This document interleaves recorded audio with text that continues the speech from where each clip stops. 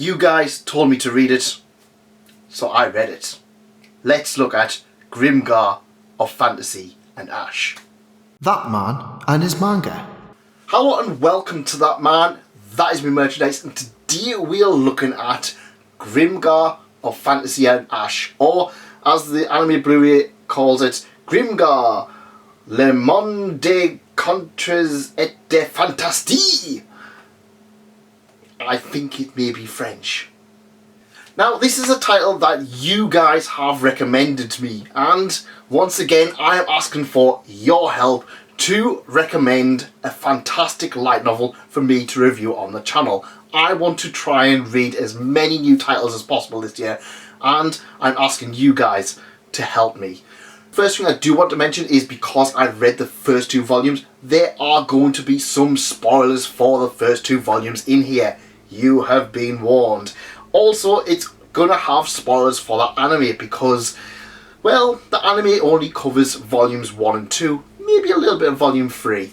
So, Grimgar of Fantasy and Ash is, well, you guessed it, an isekai. However, it is a bit more of a darker isekai.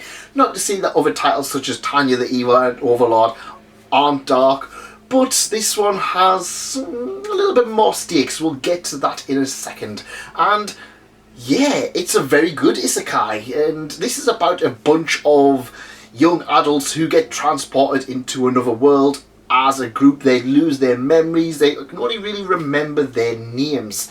And with groups come, well, a lot of dilemmas. They're almost instantly recruited into what are essentially the local militia, because hey, you got to work and you've got to work to eat.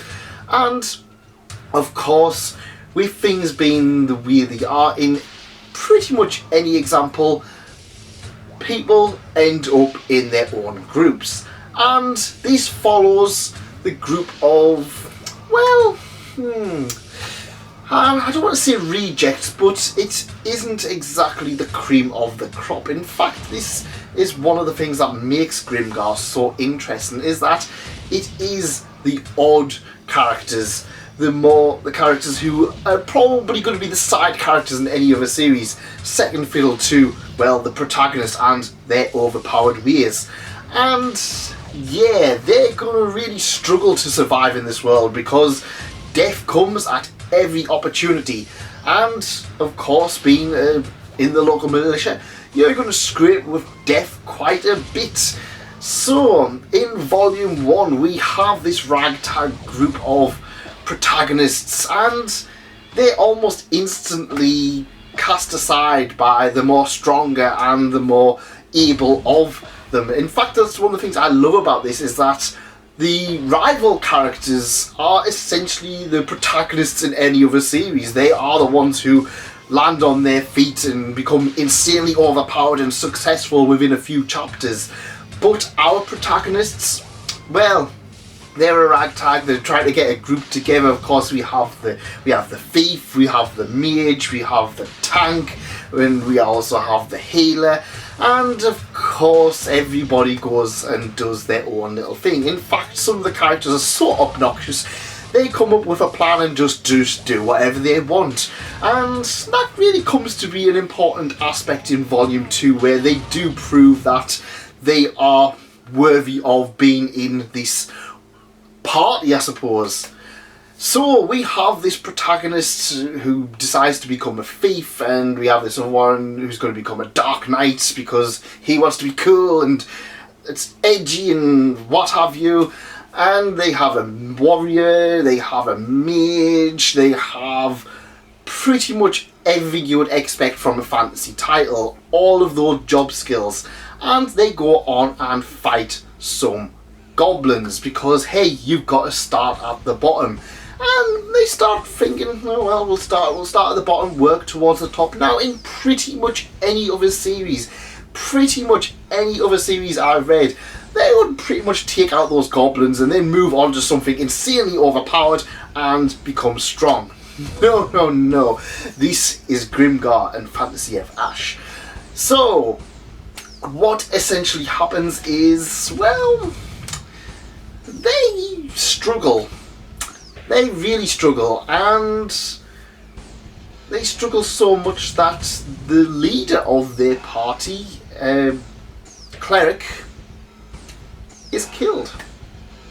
That's right. In the first volume, in the first few chapters, we have one of the main characters get killed. And this is something that So this is why I say this is a little bit darker. Death comes at every turn, and obviously people who die aren't exactly going to come back. What I did find interesting though, it was the character that they do choose to kill off is actually pretty competent. So we do talk about a lot of these characters where, oh yeah, the bottom of the barrel. The one who actually is the leader, the cleric, is probably, again, another protagonist if it was any other story. He's the one who keeps the group together, and he's the one who does the usual protagonist thing of, oh well, I'll heal you before I heal myself, and yeah, it all comes at a cost. So I like that aspect. However, I'm not going to lie, I feel very stressed when I read series and the cast feels quite disposable.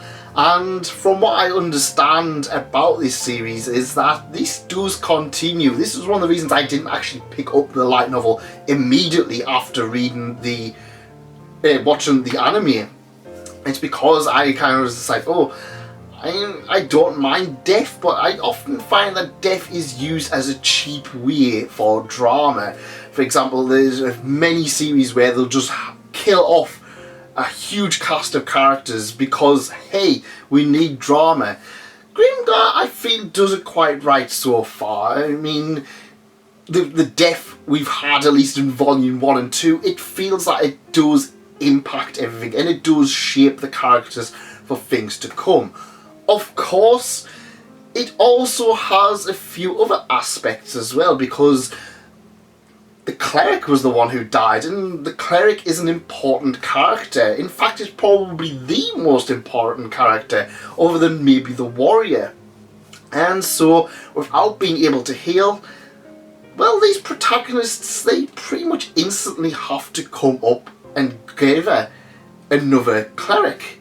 That's right, they have to gather another cleric pretty much straight away after burying somebody who's just passed. And I can't imagine how difficult that would be. Insanely difficult. And the rest of Volume 1 and most of Volume 2 revolves around this new party member who, well, nobody knows. Nobody really knows them, and they don't really want to kind of open up.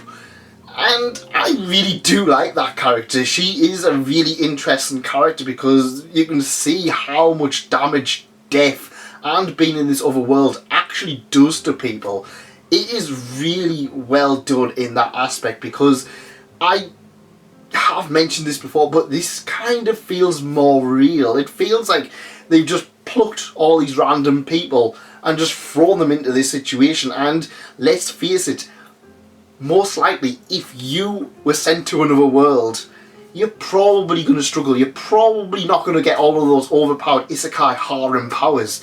You're probably going to end up as a soldier struggling on the front lines against those monsters.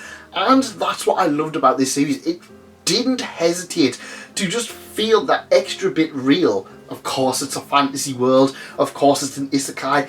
But I could genuinely see this happening. I mean, at the end of the day, it kind of, I can see it happening, and it's like, oh yeah, I've seen isekai happen all the time.